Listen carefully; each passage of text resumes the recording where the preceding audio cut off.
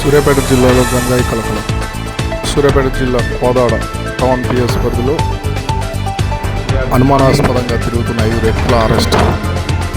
వారి వద్ద నుండి 1 కేజీ గంజా, 5 సెల్ ఫోన్లు, వారు ఉపయోగించిన బైకులు సీజ్ చేయడం జరిగింది. పూర్తి వివరాలు వెలుస్తున్న సూర్యాపేట జిల్లా ఎస్పీ నరసింహ.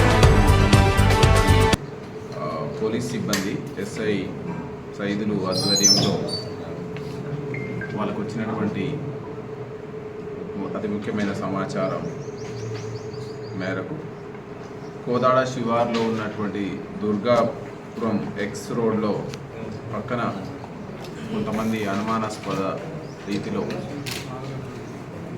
తిరుగుతున్నారు అనేటువంటి సమాచారం రావడంతో అక్కడికి వెళ్ళి ఆ పక్కనే ఉన్నటువంటి చెట్ల మధ్యలో ఒక 5 మెంబర్స్ని అదుపులోకి తీసుకోవడం జరిగింది. ఒక 2 పారిపోవడం జరిగింది.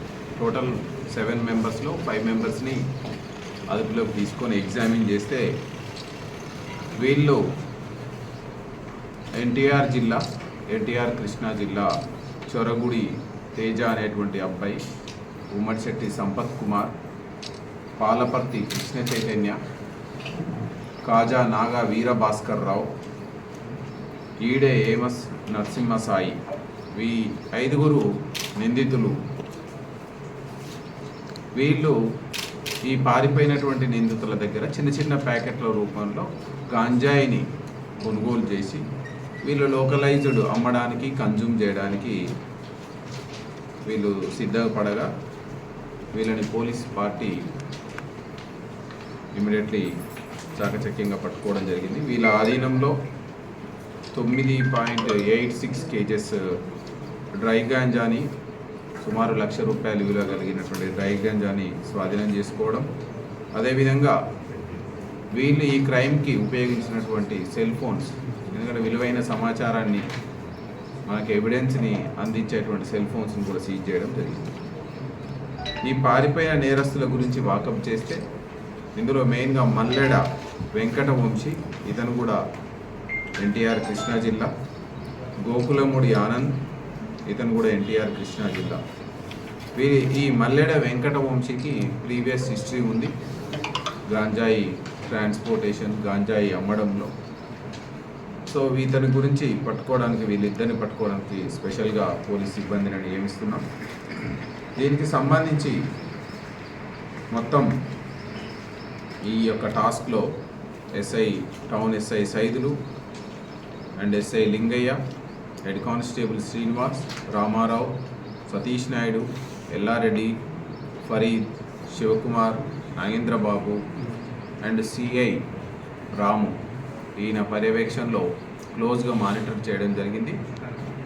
ఈ సందర్భంగా సూర్యాపేట జిల్లా వాసులకు తెలియజేసేది ఏంటంటే, ఎట్టి పరిస్థితుల్లోనూ గాంజా అనేటువంటి, డ్రగ్స్ అనేటువంటి మహమ్మారిని మనం మన గ్రామాల నుంచి, మన పల్లెల నుంచి తరిమేయాల్సినటువంటి అవసరం ఉంది.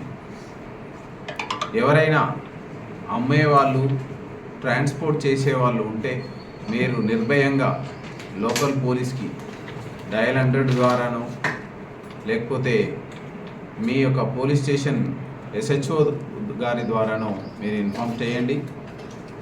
మీ యొక్క వివరాలు గోప్యంగా ఉంచుతారు.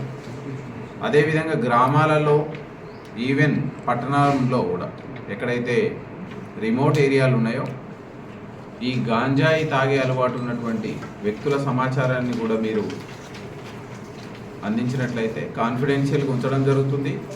వాళ్ళ మీద కఠిన చర్యలు తీసుకోవడం జరుగుతుంది. సో ఇది వీళ్ళందరి మీద కూడా, ఎవరైతే గాంజాయి అమ్మేవాళ్ళు, గాంజాయి ట్రాన్స్పోర్ట్ చేసేవాళ్ళు, గాంజాయి వినియోగించే వాళ్ళ మీద NDPS యాక్ట్ ప్రకారం కఠినమైనటువంటి సెక్షన్స్ పెట్టడమే కాకుండా వాళ్ళ యొక్క నేచర్ ఆఫ్ అఫెన్స్ని బట్టి అవసరమైతే PD యాక్ట్ ఇన్వోక్ చేసి వాళ్ళు మామూలుగా న్యాయస్థానాల ద్వారా ఎక్కువ కాలం జైల్లో ఉండేటట్టు చేయడానికి మేము ప్రణాళికలు సిద్ధం చేస్తున్నాము.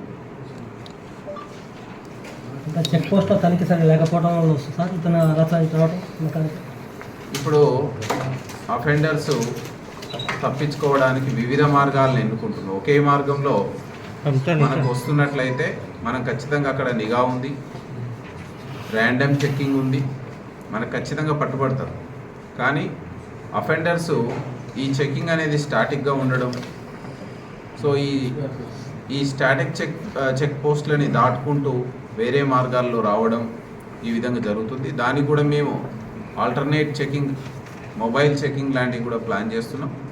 అవసరమైతే ఎక్కడెక్కడ అనుమానం వచ్చినా ఇమ్మీడియట్లీ సోదాలు నిర్వహించేటట్టు బస్సులు కానీ, గూడ్స్ ట్రాన్స్పోర్ట్ వెహికల్స్ కానీ, ఇండివిజువల్స్ పర్సన్స్ అనుమానం ఉన్నదంటే సెర్చ్ చేయడానికి నేను దాన్ని ప్లాన్ చేస్తున్నాను. సార్ ఈ డబ్బు ఫోన్లు కాక ఏమైనా వాహనాలు కానీ? సో వీళ్ళ దగ్గర మనము ఎవరైతే అఫెండర్స్ 2 వీలర్ మీద వీళ్ళకు అందేయడానికి వచ్చినారో వాళ్ళు పారిపోవడం జరిగింది. ఇందులో ఒక 2 వీలర్ మీద 2 వ్యక్తులు పారిపోయినారు. వాళ్ళ కోసం వీఆర్ ప్రోబింగ్.